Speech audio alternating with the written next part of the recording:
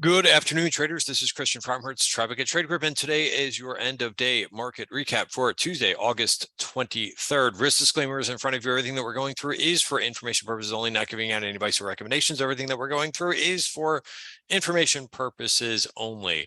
So what kind of day did we have? As always in these videos, if you're a new watcher of my end of day videos, you know that I always start with kind of the bigger picture, probably these things up here in your top left. I will talk about what areas outperformed over the trading session, as well as overall performance. And then towards the end of the video, we'll talk about some names that I traded. I always give, the majority of times, since every once in a while I forget, but I show my trades, which most traders do not show, but I will show what you see if you were a member of the Tribeca Trade Group. Obviously, you can, get real-time alerts and so forth in our room. You can set notifications on different Slack channels, which is the trading platform that I use. But I will go through, some of my trades, maybe why I got out of a couple of them, and then just other names that I have my eye on for tomorrow. Interesting charts, of course. So theme of the day, yes, chop in the indices, no change in short-term trend. So let's go over that one first. We'll look at the S&P first. Well, again, not reliving what we saw last week, but we know that we got capped at the 200-day moving average. And right now we're kind of sitting below these short-term moving averages, right? These short-term moving averages, the one that I've got highlighted here is the 5-period exponential moving average, right? This is something that kind of helps me just watch the short-term trend, right? Notice that it's been bending down and price went below that on Thursday of last week in the beginning of the day, and we had volatility throughout the session. Yesterday we had more of that, right? Big down day yesterday for the indices, not much appetite even towards the end of the day, and then today was just kind of basically chop. If we look at so right now we're kind of stuck. We don't have a lot of really, a ton of analysis to go off of here. Yes, we're back into this range where we might see some support right in here. That's, we kind of took some time to kind of make that next leg higher. So I wouldn't be surprised, even though we're below the 20-day moving average, that we might pause here to the downside. If not, right, if we break this, then we really don't have anything. We kind of have an air pocket down to the 50-day moving average and to the top of the value area for the month of August. Here on the 1-hour chart, I always see some clues, right, to kind of tell what's going on in the shorter term, right, to see kind of the battle between the buyers and the sellers. So one major thing I would say out of this, well, probably two points to take away. Number one, well, this is the same thing. Sorry, I'm saying this wrong, but we took out a VPOC yesterday. There was no fight back after this one. In the overnight session, we took out this one. Remember, if you watched yesterday's video, you heard me talk about this lower VPOC that was probably going to be taken out, right? And it was in the overnight session. So do we have a major reversal off that VPOC? No, we don't. And, we are just above it, but you could see a lot of fight, between the buyers and sellers today. And basically, the sellers won because there's no change in trend. There was a couple times where you could see that there was a test of this this is the 20-period moving average, right? Which again, just kind of gives you a good sense of the overall trend. Right. There was no change in this. So even though the markets kind of went sideways for the majority of the day, there was nothing to really kind of hang your hat on if you're a bull in terms of a change of direction. So I think, patience, just being mindful of this, right? And I would watch this 4120 level. If we start to break below that, right, then we go back to what I was saying on the daily chart, is that we really don't have a lot of support for a ways. So I would be mindful of that. One other point, I said I would talk about one or two, but I actually see a couple other things on this chart. Another thing too is, notice we got pretty oversold. By the time it was yesterday morning, right, the RSI was all the way down to like a 16. So that is no longer oversold like that anymore. So again, this has to hold, you know, and if not, if the sellers want to push lower here, right, then there could be some more pain to the downside. All right, so that's important to keep in mind here, right? That you have no real confirmation of anything different going on, and Nasdaq, even though that outperformed today after underperforming yesterday, it's kind of this. It's a similar picture here, right? There was a couple of these candles that intra candle, right? And it was one of the first things I said this morning. You know, I said around the 10 o'clock hour and the 11 o'clock hour. I think this was 10 to 11 o'clock. I said, this is going to be interesting because at one point we were above this, right? And we were trying to fight back above this. And you could see the sellers have, as I like to say, the sellers have control right now. So, you know, when could that change? Well, I don't, you know, I don't have a crystal ball. You have to kind of wait for the price action to dictate when the buyers are starting to kind of come back into this market. But right now, right, they're probably most of them are sitting on their hands and they're waiting for what is going to happen on Friday. Right? Don't forget, Friday we also have we have the PCE deflator, which is the inflation gauge that the Fed looks at. Right? I know retail doesn't care about it. The media doesn't care about it because they're fixated on the CPI report, even though that's not what Powell looks at. And he does look at. Sorry, he does say that he looks at the CPI report, but they put more weight behind the PCE deflator. Okay, so it just is what it is. I don't know why. I continue to hear people. I was listening to a broadcast earlier, and they talked about CPI report, right? But that's that's great for ratings, I guess. So anyway, so it could be that, and then you know you also kind of have to think about what could ensue by then. I don't think the shorts want a big position going into Friday either. So you know there could be some short covering. That also happens before then, you know, maybe into some tech names or something like that. But for now, the indices remain below these short-term moving averages. Russell's another one, right? That also took out a lower VPOC this morning, right? So we're still above that. But again, notice now this one made it a little bit further. You had a couple bars try to test this, but nothing really doing on that, right? Stuffed, right? So you know, and if it could turn around somewhere in here, you know, I was thinking that this might be like a little bit of a inverted head and shoulders, but it looks like the shoulder got blown out here. So in any event, let's move on to where there was strength in the market today. All right, so that was the first thing. Chop, no change in short-term trends. The second one I would say is that the commodities were really strong today. Now, let's start with the nat gas chart. Again, this is kind of important because you know this is where you had a lot of movers and a lot of strength the last couple days in the market. So we did have somewhat of a reversal bar, right? There was this story out about this came out like midday. Nat gas stocks reversed earlier gains on a delayed restart timeline for Freeport LNG terminal, which is now expected to resume exports in early to mid-November, right? So I guess that means that there's more. I'm not an expert on this, but I guess that that means that there should be some more supply coming on, right? If the prices declined, if nat gas fell down. So I don't know again what the expectations, but now they say that they will Freeport terminal, which is expected to resume exports in early to mid-November. So perhaps that's earlier than what was expected. Now, interesting, right? So you kind of saw, and if you want to look at like, let's say FCG, right, which is the nat gas ETF, you know, a little bit toppy there, right? Above the 5-period moving average, kind of looks like, I think that's it's not a hanging man, but I think it's a shooting star. I'm trying to remember from the old candlestick patterns, but regardless, it doesn't matter what it's called because I mess names up all the time.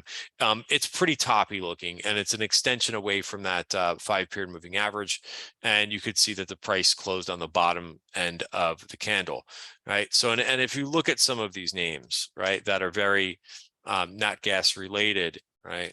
I think Antera Resources had close to a bearish engulfing candle. So I would, be mindful about which energy stocks if you're still in. One of the trades that I was in that, we use the market webs and volume at price, to know where to take targets. But, I was saying yesterday that this was my last target. I actually got 172 on this, right? So this worked out pretty well. Right, you could see right in the beginning, right, of the day, right, and we talked about this yesterday. I said my final target on this trade was going to be this 1 hour virgin point of control. So interesting how it did take that out, went a little higher, and then faded. Now the trade may not be over, but I would watch this 168, call it 169 VPOC to see if it can get above. And it's been a nice run for these coal names, right? So again, I kind of, my strategy in this market, which, we can talk a little bit about now, but, one of the things that I've been sharing with members is that I'm going to say, you're going to hear me say this, I feel like 20 times, but I apologize for talking about it that many times. But I think that you have to be aware of the seasonality that we're going to be in over the next month. And if I can find this chart, this would be super helpful right now. And maybe from the other day, that's why I can't find it. Let's see. There it is. All right. So here's like, we talk about the seasonality, sentiment, market breadth, some other things, other factors besides what I rely on mostly because I'm a trend trader, which is price and trend. But this is a piece of the puzzle that is important to me, right? This is the seasonality, right? Midterm election years. And as we've got about a week till we get to September, right? That is going to be a very tough month. So, what do you do when you're in a more difficult part of the year, or when you've got something else that the market is telling you is not right? You make, in my opinion, you make adjustments, right? So my trading, which I went over today in our member midday video, is basically looking for trades going from point A to point B. Maybe every now and then, if I really like the trade, I can try to get, from A to C. But right now, with this type of weak seasonality, you're going to find me take off trades a little bit quicker, knowing that we've got a pretty difficult environment, right? Another trade that I took off, two other energy trades that I took off today, which worked quite well, which was Valero, which I put on yesterday, right? And also one that I liked a lot too, which was Halliburton, right? And Halliburton is going to have to, Halliburton had a really nice day. Notice where it closed, right at the 200-day moving average. I was looking for a break out of this channel, got it. It closed right there. I can go back to this name if I want to, but I thought that the 200-day moving average might cap the price for now. Right, so I'll come back to that one. Also, Schlumberger was stronger. This one did jump over the 200-day moving average, so nice play there, right? And that kind of brings me to the next. We talked about nat gas. Well, sometimes these two commodities move in opposite directions, right? This one was kind of teetering on a little bit of weakness about a week ago, right? We talked about on the 1 hour chart that we saw a nice bullish divergence with the RSI, right, which was in here, right? The RSI did not make a new low. I think, back in here, I think it was, right? And since then, we've been kind of grinding higher.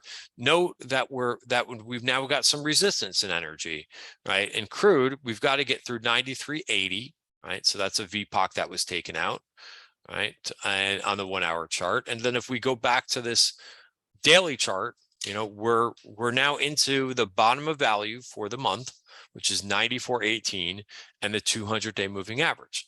Again, if you're trading like I am in some of these commodities, oil, gas names, then in my opinion, you want to know what the underlying commodity is doing, right? You're going to have more strength when these are higher. Okay, so I did take off two of those positions. So I kind of trimmed my earnings. I trimmed my energy exposure quite a bit today, because I want to see what happens from here. Right, a couple names that I'll be watching tomorrow, while I'm sticking with that space, right, is a BPT.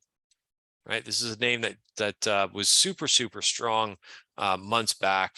Went from like $2 or even less all the way up to 23. It's taken a breather, right? It's now back, it took a little bit of time, but it's now back above its 20-day moving average, 5-period moving average. We'll have to get above the 22, but that's a nice small cap name to watch. There was an oil name that saw some call buying today. That's VAL. If I can bring that up, I would watch this $50 level, watch this range in this one. Another one that's been seeing repeat activity is, what is the symbol for this one? CNX, right? Even though this isn't acting wonderfully, this is CNX Resources, was actually down 1.7%. Just bring it up because I know people like option activity. And I would watch 1807 for this one tomorrow if you're looking for another play. And then some of the bigger names look pretty good, right? CVX looks pretty decent, right? Exxon made a nice move today, right? These names have been kind of dormant, the bigger names. So those two names look interesting tomorrow. So that's an awful lot of time to spend on energy names, but that's what's been working well in this market. That's been moving well. Every once in a while, we see this XME jump on the leaderboard. If we, in terms of, moving with this group, what was nice today was copper was up. Right, copper finished up about 1%. It's now back above the 50-day moving average. Right, again, not moving up by leaps and bounds, but not bad. Tech Resources saw a big call buyer last week. I think it was the 37 strike calls that went up last week. About 5,000 of those calls traded. This is making a nice move, right? And then there's a couple other ones. I actually went long some CNQ, which is actually, for some reason, I think that this is all natural resources, meaning, some metals too, but it's mostly oil and gas. So this is a new position. So again, I got out of a couple names. I added this one in here. Would like to see this one get over 57, right? Here's my entry for CNQ. And I day traded a little bit of Tesla today. I thought that might work out. Took my first target in HCHC. Katie Health. I don't like the way that closed, but I did take a target in it. I almost decided to take this position off. Some of these biotech / pharma names, healthcare names have been doing very well. Some of them have been very tricky, right? So again, it's kind of been, depending on the name. For a while, the whole group was going very well, right? XBI did have a positive day today, up 2%, right? But right now the group is kind of tricky because I'm seeing some names that are missing and going to the downside in terms of like their setup looks good. So I still think that there's potential in a lot of the names. One of the names that I've been in that's been showing some nice relative strength is this TMDX, right? Made a new high today. Very nice price action in this one today. All right, and then the agriculture space, right? CF Industries, nice move today, up 3%. But if you look across this group, right? Not IPA, maybe what I will be drinking later. IPI, a nice move out of this consolidation. One of the traders at Tribeca Trade Group mentioned this one. And I actually took this. This is one I've traded before. This is Anderson's. Made a nice move over the 20-day moving average. Many of these charts, when you go to the 1 hour, what I like to see, just like I was giving examples for the major indices, but look at how slim the value area is for Andes, right? So when you have this type of a slim value area, you could again, the concept is coiled that many people use with the moving averages. When 3 of them get wrapped around one another, which by the way that works in this example too. In IPI, the value area was a little bit bigger than that, but still nice move for IPI on nice volume, by the way. All right, so you've got some nice movement, not just in the energy names, but also in the agriculture space. The veggie ETF was up about 1.8%. The gold miners, which were pretty oversold, rallied 1.7%. The semis were okay today as well. And one other interesting, I'll mention a couple other charts, but one other observation, right? The last week, what outperformed very nicely was your more defensive names. They are taking a healthy breather at this point. So, for a day where we were essentially flat, the utilities underperformed, The consumer staples underperformed, right?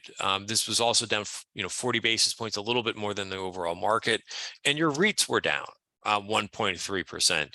And then one more, right? Healthcare names, right? I just mentioned, I just talked about how they've been gotten a little bit more tricky, right? XLV was down 1.4% today. So, what was kind of a safe haven for a little while, the defensive trade, that's not this week, right? They've been lagging pretty decently. So the bottom line here is you just really can't get complacent in this market. This, with the Fed tightening, as a reminder, the Fed is still tightening, and we're gonna probably see a 75 basis point rate hike because that's what the market is pricing in.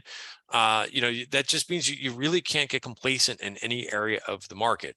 It can change very quickly. The more thorough you are and the more of a risk manager you are in this market, it's helping. So what I find also interesting outside of this space, right? Some nice, some areas that are doing pretty well, that are still looking pretty good. Look at Celsius, which I am long in the TTG trend portfolio. Nice looking at this point. What is this? I hope somebody can identify this pattern. Say it with me. Ready? Look at this, and then look at this. All right. So that's a cup. Here's your handle, and that looks very good, by the way. So nice cup and handle, Celsius. I find it important too that Pepsi, weeks back announced a stake in them, right? They're going to get more exposure, right? So very interesting to see that pattern in a growth name, right? So very, very good.